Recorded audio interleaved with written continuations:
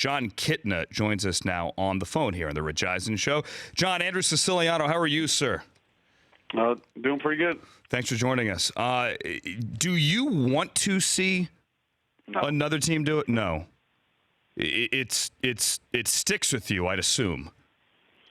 Well, I mean, every team you're on, you are what your record is, at the end of the year in terms of just that team. But, again, I was with that team for the first 4 games of the year, then I got put on injury reserve, and it was painful to have to watch the rest of the year. And, a lot of times you can forget that, these guys are human beings that got to go home.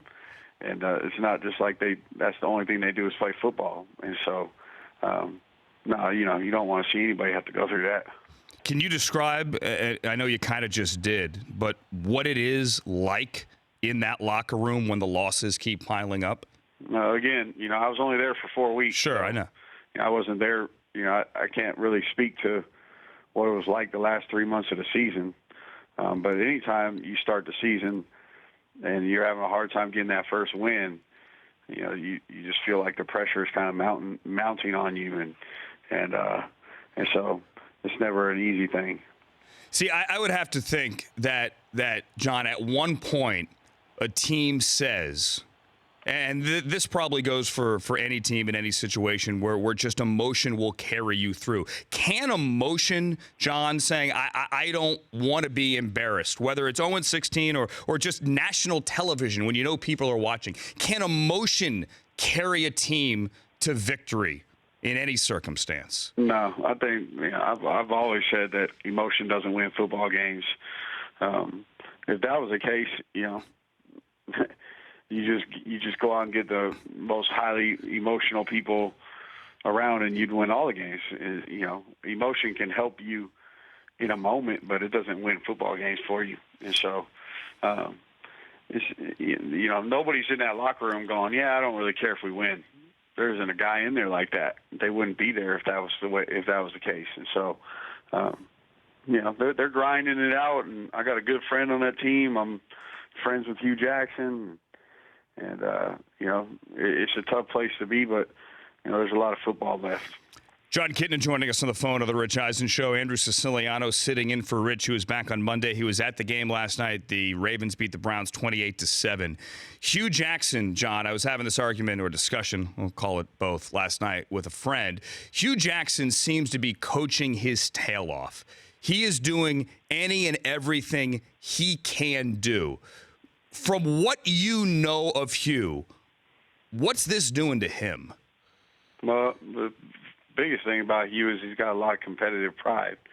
But, I'm sure that Hugh is while he's in the moment, and he's coaching in the moment and all that stuff, he's also taking a 20,000-foot view of it. And he understands that, he's trying to build something that's going to be sustainable long term. And, it stinks when you don't get a win, but quite honestly, you don't feel a lot better if you're sitting here at 1-7, 1-8, or 2-6, or whatever it is. You wouldn't feel a ton better about that either. But at the same time, you're trying to establish building blocks as you go forward, and I'm sure that's what he's doing, as well as the front office and what they're focused on at this point, which is hey. We're trying to rebuild this thing to something that can be sustainable over time and not just win in the moment. John, let's talk about you and your son Jordan at TCU. What's it like being a football dad now? It's the greatest thing I had the opportunity to do was coach my son. And next year I got another one that's going to be a 9th grader, and I got one more following him. And my daughter was totally involved in our football program in terms of running practices and things like that. She's amazing, and she'll probably work in the front office somewhere at some point, and for an NFL team or a college team. It's a pretty cool sweet spot that I get in terms of being able to. It's a family deal. My brother coaches with me. My dad is an equipment manager in our program. My adopted son is our defensive coordinator, and so it's a pretty cool deal. But my son, I mean, now that he's in college and out from underneath, my watch every day, it's fun to talk to him every day and hear, hey, Coach, Dad, Coach Patterson is a lot like you. And, he cares about the same things. He's really hard, wants people to do things in excellence. And so it's great. And he's only 45 minutes away, so that's a blessing. What's more rewarding, Jon, winning a game as a high school coach or winning a game as an NFL quarterback? Oh, man. The NFL is so, I mean, the emotions of it are incredible. So I wouldn't try to compare winning an NFL game with winning a high school game. However, the impact when you watch kids walk across the stage and graduate that had no chance to graduate, when you got a hold of them as sophomores or freshmen, and they're walking across the stage and graduating, or seeing them be instruments of change in their families, and or watching them learn how to date young ladies and things like that. That's the kind of stuff. I mean, I'll be honest, when I see that kind of stuff, it is better than winning a football game at the NFL level. That's pretty cool. Jon, before I let you go, I got to ask you the question everyone's asking. You've been in that building. Do you think Tony Romo gets back on the field this year? No, I mean, that's a hard question to ask and to answer, honestly, because,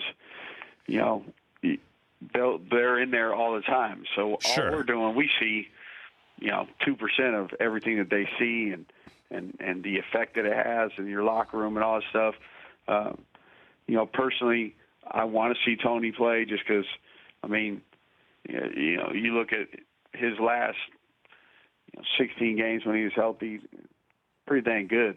And he's worked really hard to get to this point, and he's been down, through some lean years in terms of just where they were at talent-wise or whatever, and now to have this kind of team around him and everybody's healthy, I'd love to see him get the chance to play, but, they're always going to make the decision that's best for the team.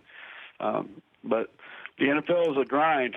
16 weeks, we're halfway through. They're halfway through. Right. There's a lot of football left, and so, I don't spend a lot of time thinking about it. I just, I'd sit back and watch it like everybody else. All right, I'm going to be Texas ignorant, Jon. Waxahachie, yeah? I say it right? They pronounce it Waxahachie, like Okay. your wax. I was close. Waxahachie, the head coach at Waxahachie, easy for me to say, easier for you to say. High school in Texas. Jon Kitna, former NFL quarterback, gracious enough on short notice to join us this morning. Jon, good luck to you, sir. Thanks so much for being here. Thanks, guys. Appreciate it. You got it. Jon Kitna. The Rich Eisen Show, weekdays at noon Eastern on Audience.